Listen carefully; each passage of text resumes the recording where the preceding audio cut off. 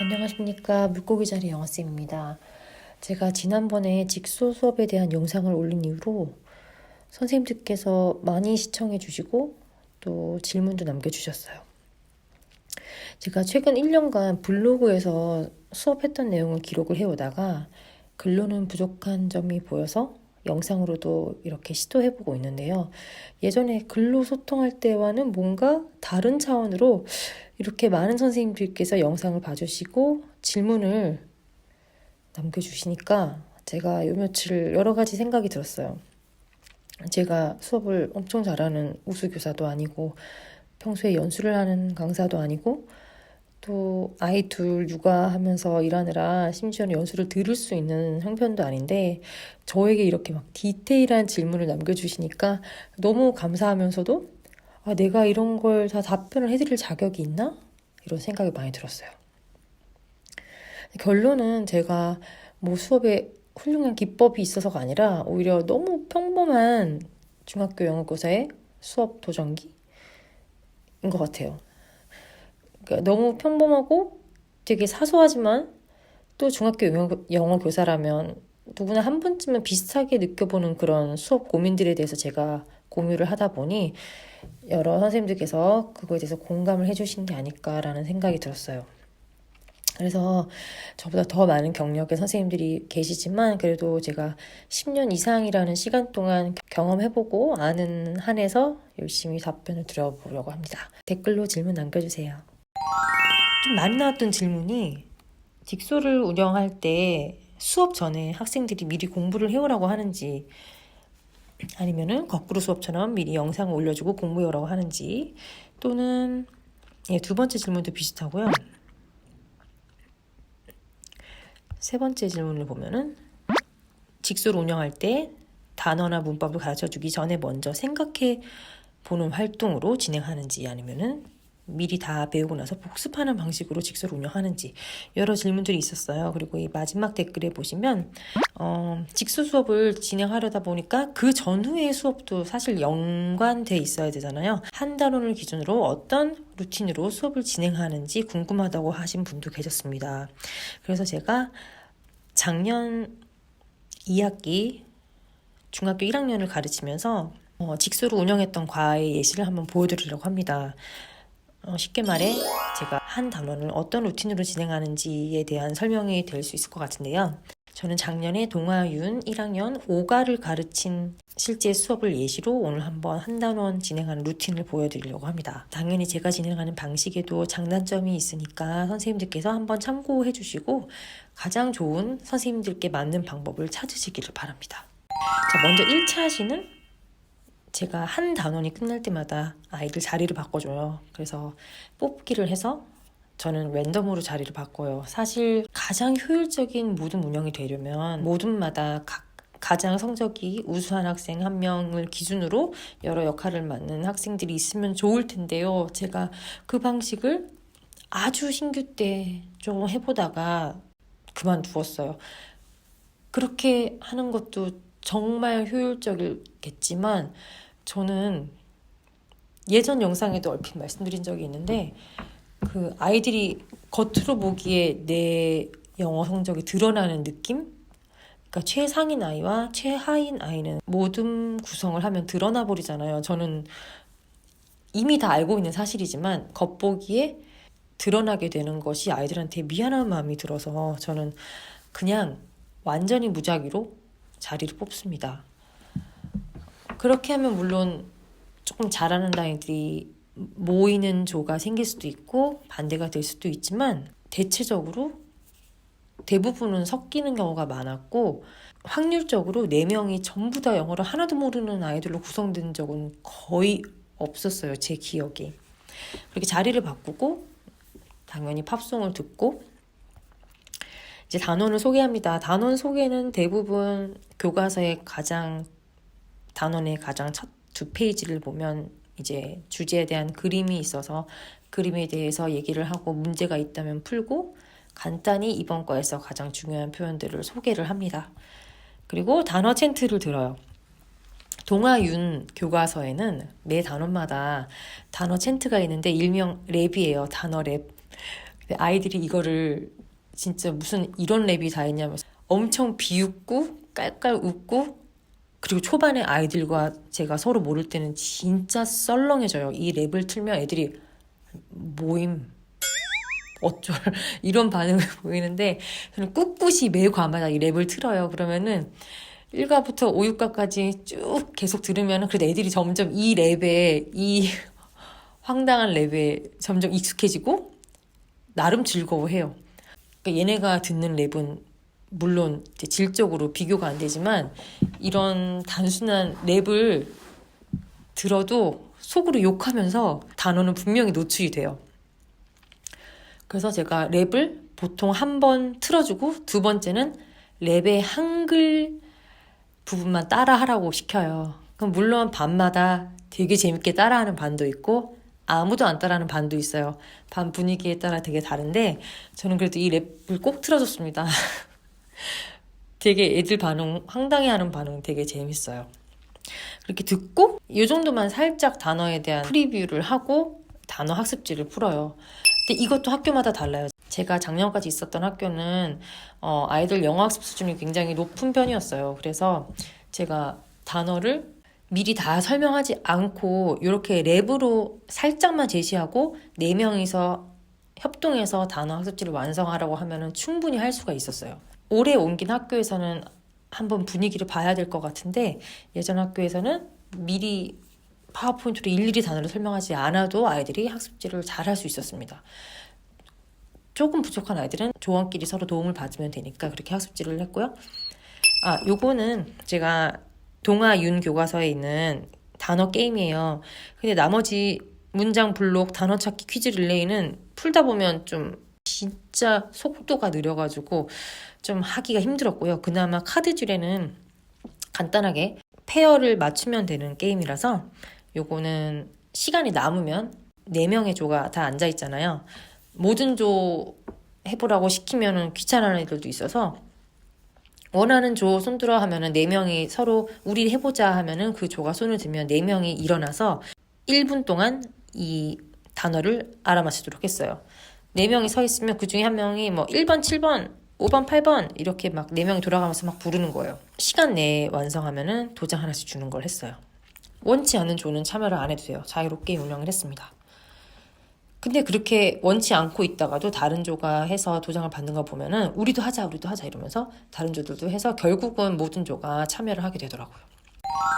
자, 2차 시에는 당연히 5분 팝송을 듣고 단어 중에 특별히 제가 설명을 해야 할 단어가 있을 테니까요. 그런 단어를 중심으로 그림과 함께 PPT로 제시를 해서 다시 한번 알려주고 발음도 함께 따라 해봅니다. 그리고 교과서의 듣기 파트를 나가요. 교과서 듣기 파트는 당연히 CD를 이용해서 문제를 풀고 답을 맞춥니다. 그리고 나서 지난 시간에 단어를 처음 학습지로 접했으니까 지금이 다음 시간이죠. 단어 복습 활동을 합니다. 워드 헌트 활동을 했었는데요. 제가 신규 때에도 이 활동을 많이 했었어요.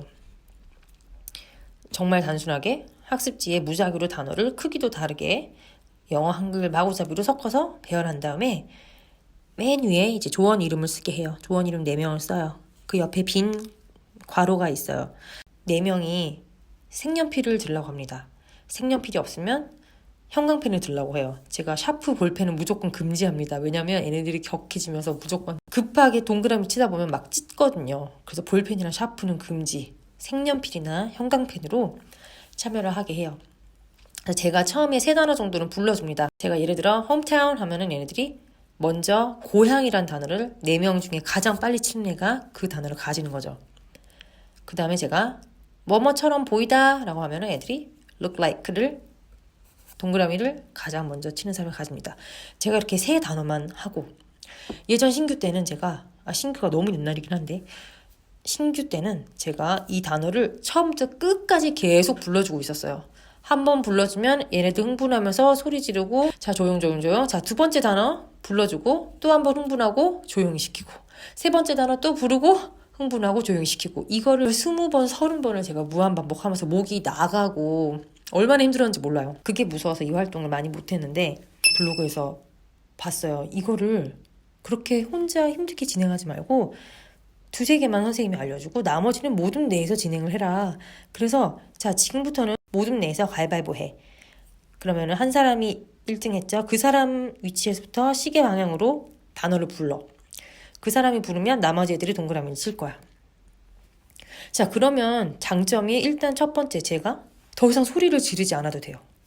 두 번째, 자기 차례가 되면은 단어를 반대로 불러야 하니까 이전에 배운 학습지를 찾아서라도 어떻게든 단어를 자기가 부를 거라도 익히려고 합니다. 하나도 모르는 아이들 기준으로. 세 번째는 제가 부를 때는 4명이 동시에 동그라미를 빨리 치기 위한 경쟁을 했어야 됐는데 이렇게 조원 중에 한 명이 부르면 경쟁률이 줄어들죠. 3명 중에 한 명이 동그라미를 제일 빨리 치면 이기는 겁니다. 이 중에 제일은 당연히 제가 소리를 지르지 않아도 된다는 거였죠. 제가 시끄러운 걸 계속해서 진정시키고 새로 부르고 이걸 안 해도 돼서 너무 황홀했습니다. 자, 이렇게 워드헌트를 진행했었고요. 자, 3차 시 팝송 듣고 이제 교과서 말하기 파트.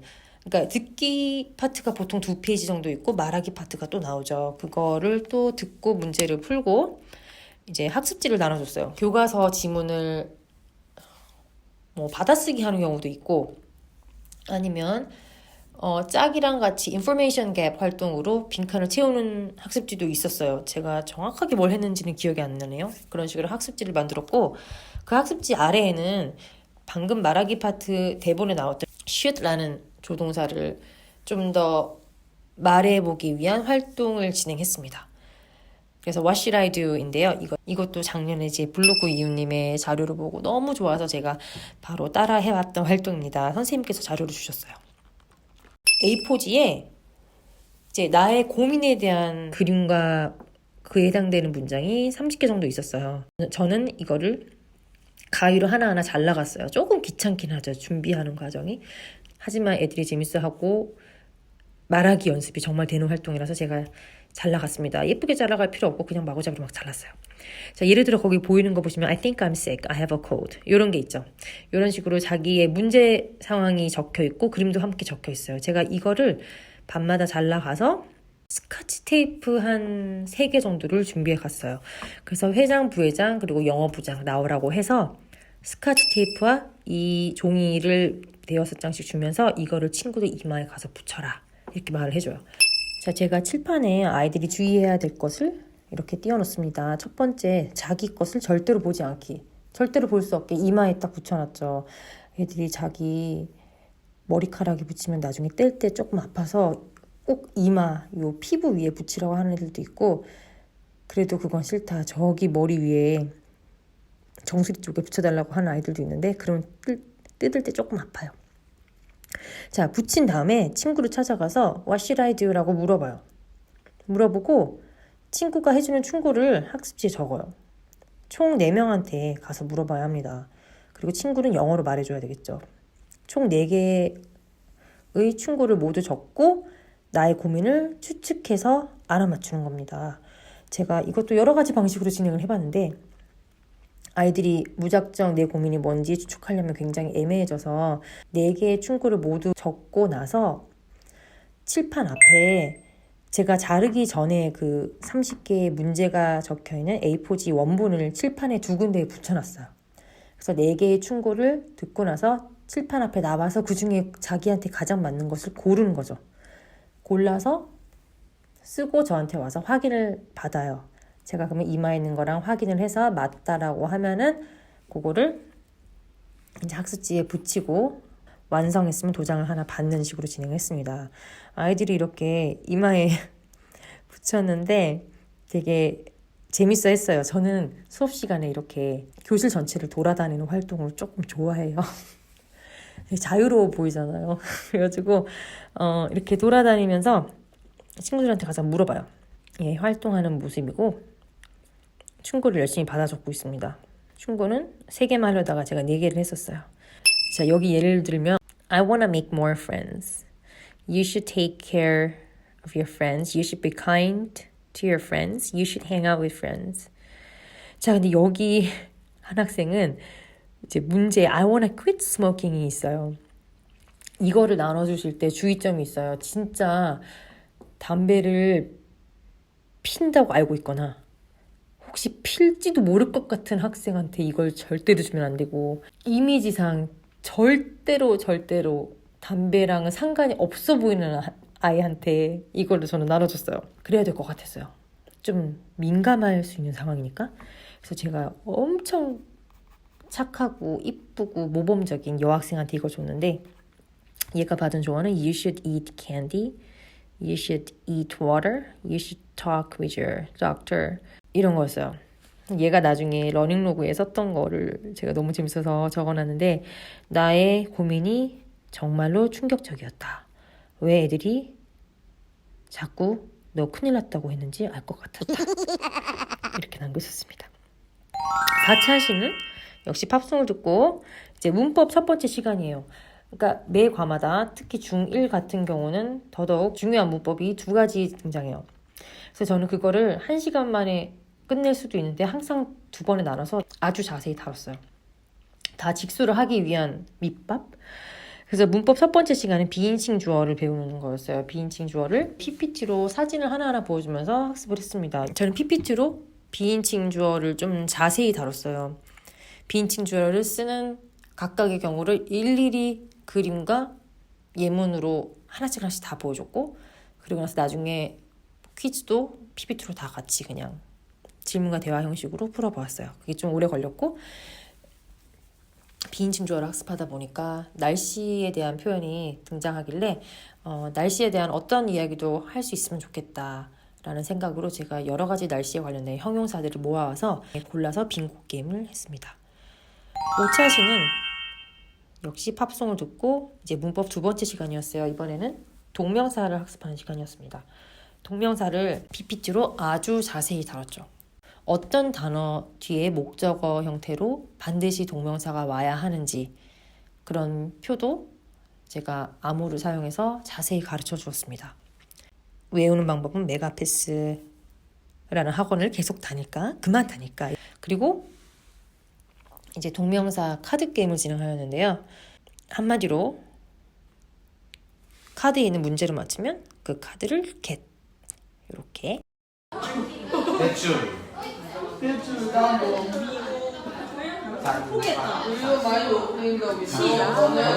이번에 제가 진행한 카드 게임은 영어 교사 공유나라에서 다운받은 학습지였어요. 제가 지금 일일이 정확한 출처가 기억 안 나지만 제 블로그에는 어떤 선생님 포스팅해서 가지고 왔는지 정확한 출처가 남겨져 있습니다. 이 동명사 카드 게임은 아까 알려드렸던 단어 활동 워드헌트랑 마찬가지로 방식을 약간 전환하니까 정말 저에게는 획기적인 차이가 보이는 활동이었어요.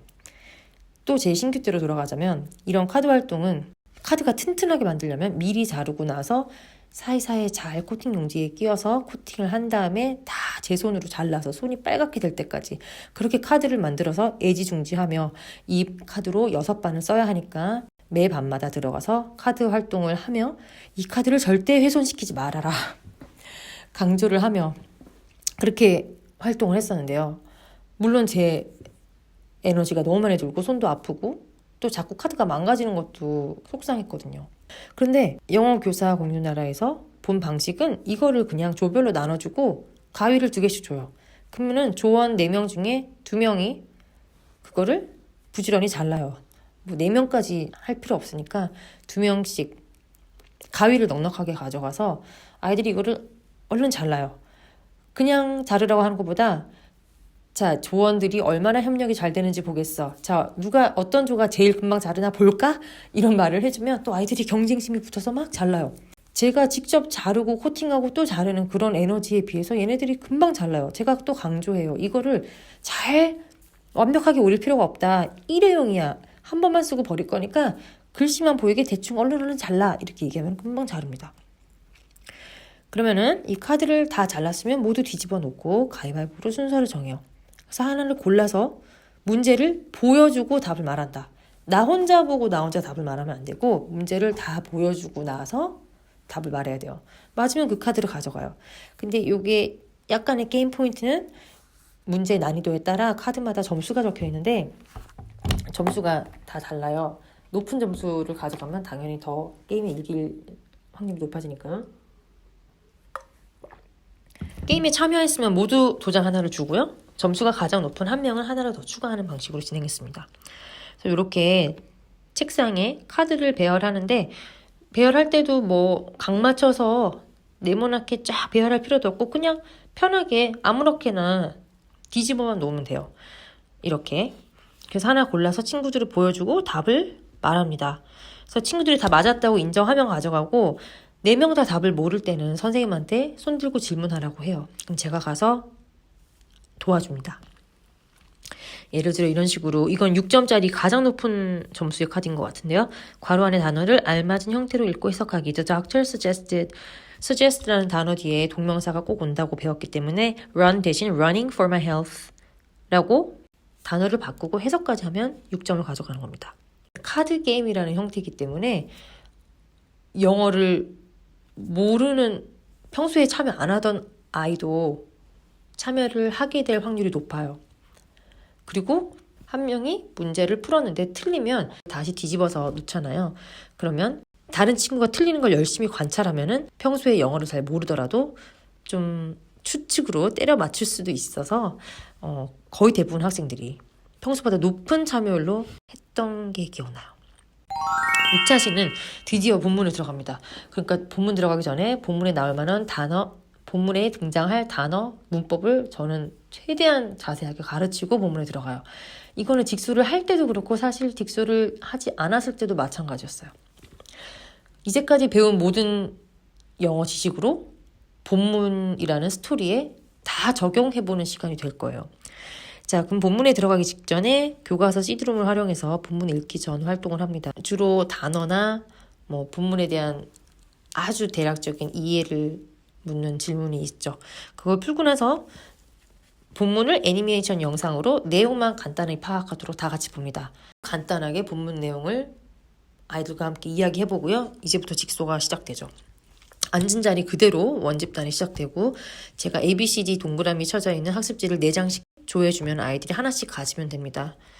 가지고 이제 A 모두 모여봐, B 모두 모여봐 그렇게 전문가 집단을 만들어서 7분 동안 활동을 하고 다시 자기 원래 자리로 돌아옵니다. 그래서 원 집단에서 설명을 하는데 이게 뭐 A까지 하다가 종이 칠 수도 있고 B, C까지 가다가 종이 칠 수도 있어요. 그러면은 종 치는 시간을 잘 봐서 아무튼 미리 끊어줍니다. 어디서 끊어도 상관없어요. 아무튼 끊기만 하면 좋은 것 같아요. 직소를 1시간에 연달아 쫙 해버리면은 너무 진 빠질 수 있으니까 중간에 끊고 다음 시간으로 넘어갑니다. 7차 시에는 노래 한 곡이 끝났을 거예요. 지난 시간에 노래도 불렀겠네요. 자, 노래가 끝나고 새로운 팝송을 진행하면은 학습지로 빈칸을 간단히 채워보고 다시 본 활동으로 들어가서 남아있는 아직 설명을 하지 않은 학생이 자기가 배운 학습지를 친구들에게 설명을 합니다. 주로 C, D 정도 남을 때가 많았어요. 지난 시간에 끊긴 데부터 하면 됩니다. 설명이 다 끝내면 간단한 본문 이해 파악 활동으로 그래픽 오거나이저를 사용해서 그림으로 나타내보게 했어요. 가장 중요한 건 이 학생이 얼마나 본문을 정확하게 이해했나가 포인트이기 때문에 제가 이런 그래픽 오거나이저 활동을 할 때 옛날에는 영어로 요약을 하도록 한 적이 많았는데요. 언젠가부터 우리말인 한글로 쓰는 것이 이 아이의 이해도를 더 정확하게 알아볼 수 있다는 생각이 들더라고요. 영어 문장을 제대로 요약하는 학생도 있지만 영어 문장을 그대로 일부만 가져와서 그냥 베끼듯이 쓰는 학생들도 있거든요. 무슨 뜻인지 모르고 그냥 가지고 오는 학생들도 많아서 저는 주로 한글로 정확하게 제대로 된 요약을 하도록 합니다. 자, 다음 차시는 이제 본문의 중요한 구문을 제가 7, 8개 골라서 아니면 10개 골라서 PPT로 한 10분 내로 자세하게 설명을 해줍니다. 그렇게 하고 이제 교과서 본문 뒤에 있는 문제풀이를 같이 하고 시간이 남죠. 다음 시간에 우리가 단원평가 볼 거라고 예고를 해줘요. 단원평가는 바로 다음 말고 2시간 후에 저는 봤어요. 그리고 남는 시간에 동명사를 복습할 용으로 클래스 서베이 활동을 했습니다. 이거 역시 영어교사 공유나라에서 배웠던 활동입니다. 출처는 제 블로그에 있습니다. 이 클래스 서베이 활동을 아이들이 되게 재밌게 했었는데 1번부터 10번까지 우리 반 친구들에 대해서 내가 얼마나 잘 알고 있는지 추측해 보는 활동입니다. 자, 먼저 1번부터 10번까지 해석을 쓰라고 했어요. Making friends is easy to me. 이거 어떻게 해석하는지. 동명사 making이 있는데 이걸 어떻게 해석하는지 뭐뭐 하는 것이죠. I like watching YouTube. 나는 유튜브 시청하는 것을 좋아한다. 이 동명사 부분을 해석을 먼저 하게 시키고요. 자, 지금부터 내가 추측하기에 우리 반에 친구 사귀는 게 쉬울 것 같은 학생의 수를 써보라고 했어요. 두 번째, 우리 반에 유튜브 보는 걸 좋아하는 학생의 수를 써보라고 했어요. 우리 반이 25명이라면 25 중에 몇 명일지 숫자로 써보라고 했어요. 아이들이 선생님 이걸 제가 어떻게 알아요? 그러면 제가 그 숫자에 플러스 마이너스 2까지 맞게 해주니까 대략적인 숫자를 쓰면 된다고 말을 해줬어요. 아이들이 막 서로 이야기를 나누면서 숫자를 씁니다. 아무 생각 없이 대충 숫자를 써내려가는 학생이 있는가 하면 체계적으로 분석을 해서 숫자를 써내려가서 정말 다 맞는 학생도 봤어요. 7번 같은 경우는 I avoid eating meat. 나는 고기 먹는 걸 피한다. 이거는 정말 낮은 숫자를 써야겠죠. 대부분 고기를 좋아하니까. 이런 식으로 숫자를 쓰고 다 된 걸 확인하고 자 1번부터 손을 들게 하는 거죠. 근데 손을 들 때 아이들이 이 숫자 하나에 목숨 걸고 자기가 5라고 했다가도 자기 점수가 더 올라갈 수 있다면 X로 손을 안 드는 경우도 있어요. 그래서 채점은 반드시 짜기 합니다. 짜기 하고 제가 질문을 할 때마다 자기의 파트너가 손을 맞게 자기가 쓴 대로 들고 있는지 확인을 해줘야 돼요. 예를 들어 2번을 할게요. 자, 2번에 Who likes watching YouTube? 제가 물어보죠. Who likes watching YouTube? 그러면 손을 들죠. 제가 세어줘요. 만약에 20명이 손을 들었다. 너무 많은가? 20명이 손을 들었으면 제가 20 옆에 플러스 마이너스 2라고 칠판에 씁니다. 자, 이거는 몇 명부터 몇 명까지가 정답이야? 물어보죠. 그러면 18에서 22까지 숫자를 쓴 학생들은 모두 정답으로 해주는 거예요. 자, 그거를 자기가 건 숫자만큼 점수를 따거나 자기가 건 숫자만큼 점수를 읽게 됩니다. 건 숫자 앞에다가 맞으면 플러스 틀리면 마이너스를 쓰도록 알려주면 돼요. 요거 애들이 중1이면 좀 되게 헷갈려 하는데 선생님께서 설명을 잘 해주시면 됩니다. 돌아다니면서 좀 일일이 봐주셔야 될 것 같아요. 저도 그랬어요. 얘는 몽땅 10점을 걸었는데 맞은 거는 플러스 틀린 거는 마이너스로 다 표시를 해서 맨 마지막에 합계가 40이 나왔나? 맞나? 글씨가 잘 안 보이네요. 자, 이렇게 하고 나서 다다음 시간 단원 평가를 예고하고 이렇게 제가 한 단원을 진행하는 방식을 공유해드려 봤습니다. 다시 말씀드리지만 가장 진도 압박 없고 여유롭고 자유학기제에다가 아이들도 작년 아이들이 굉장히 협조적이었고 착했고 이 모든 것들이 잘 어우러져서 제가 많은 활동을 해볼 수 있었던 거고 환경은 다 다르니까 참고만 해주시면 좋겠어요. 제가 올해부터 만난 아이들이랑은 이만큼 활동을 못할 수 있어요. 그래도 선생님들께서 제가 했던 방식을 참고해 보시고 아, 이렇게 진행하는 교사도 있구나. 이 정도로 봐주셨으면 좋겠습니다. 30분가량 긴 시간을 시청해주신 선생님께 감사드립니다. 안녕히 계세요.